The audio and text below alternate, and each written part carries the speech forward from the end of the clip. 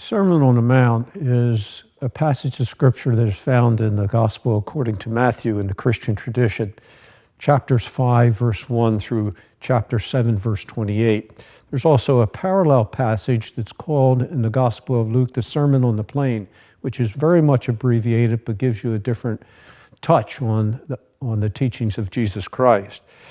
The portion in the Gospel according to Matthew is the first part of 5 separate collections in the Gospel of Matthew. And it speaks about the teachings of Christ, beginning with the Beatitudes, which are known as the blessed parts of the Sermon on the Mount. For example, blessed are the poor in spirits, for theirs is the kingdom of heaven. Blessed are those who mourn, for they shall be comforted. And then, blessed are the meek, for they shall inherit the earth.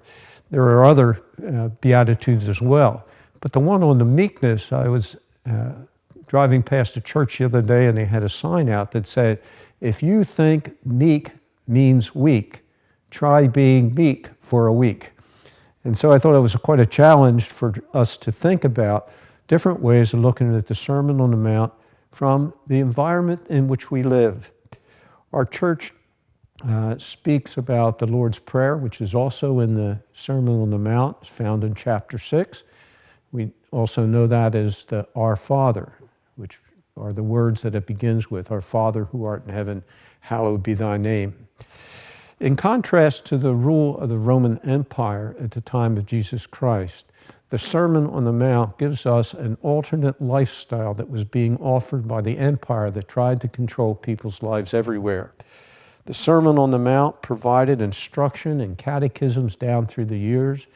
The Sermon on the Mount continues to inspire people and bring a sense of order, ethics, and a way of life that benefits all people instead of just one particular group.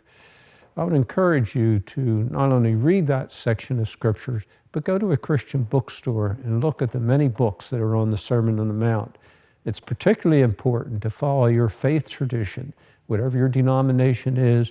Speak with your pastor about resources that will help you better understand the Sermon on the Mount.